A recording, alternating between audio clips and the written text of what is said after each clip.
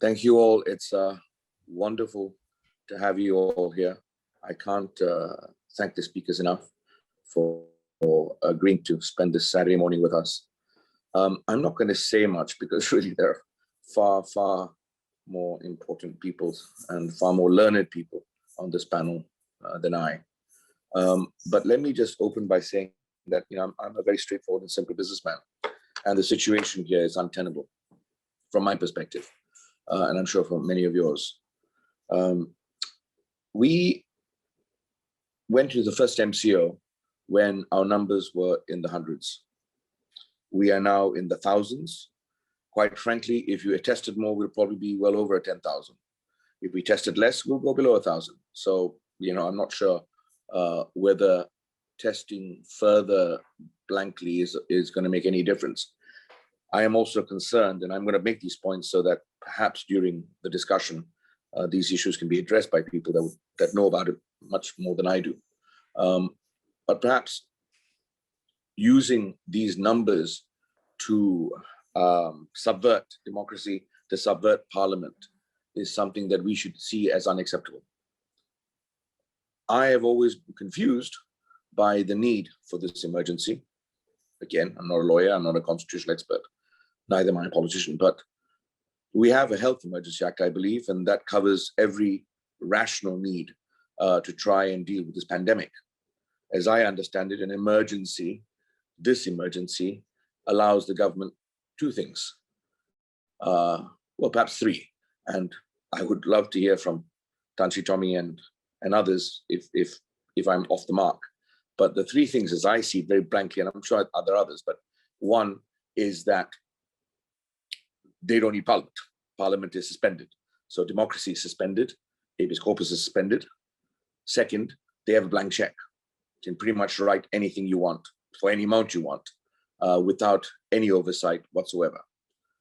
And three, if I'm not mistaken, and again, I'd like to be corrected if I'm wrong, anything that is done during this emergency by those in authority are immune from prosecution. Now, to me, that's dangerous, that is unhealthy. But most significantly, if it made a difference to the pandemic, I guess we can all swallow it and accept it, but it's not. Since the emergency started, the situation has deteriorated. Our economy has deteriorated. The health system is under pressure like at no time before. So this emergency hasn't worked. Perhaps because of the lack of oversight, perhaps because of the lack of accountability. Again, this is the conversation we have to have. I am not advocating an election, a snap election by any means in this current pandemic, but let's be very clear here. Singapore held an election without having to call an emergency. So did the US, so did the UK, so did many, many other countries. So, we don't have to have an election, but why do we have an emergency? The more important part of this entire escapade that we're in is, what can we as a people do? It seems we're helpless.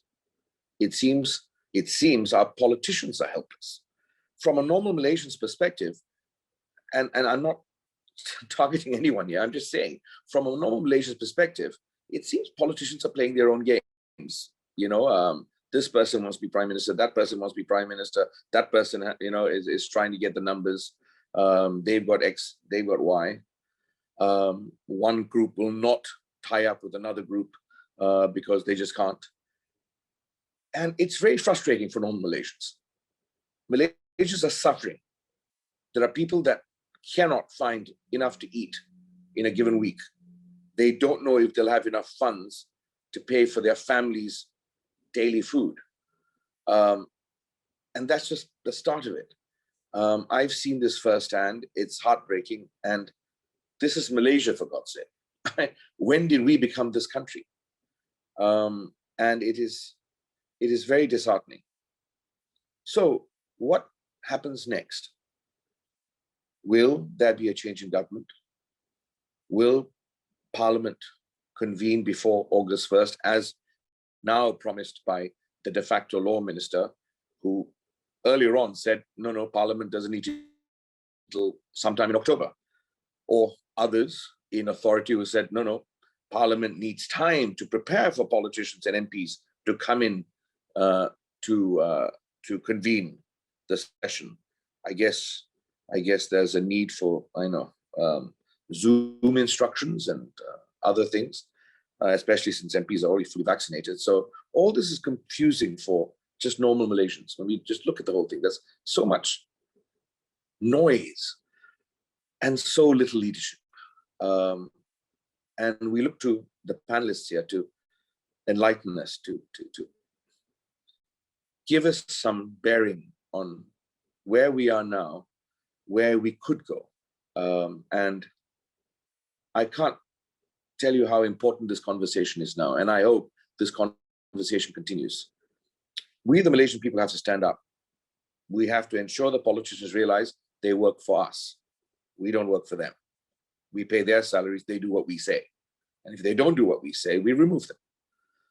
The problem right now is, under the current conditions, we can't remove anybody. And we are now reliant on politicians and MPs, our representatives, to fix themselves, to deal with the situation for us and take us out of this nightmare from a socio-economic level and at a health level. And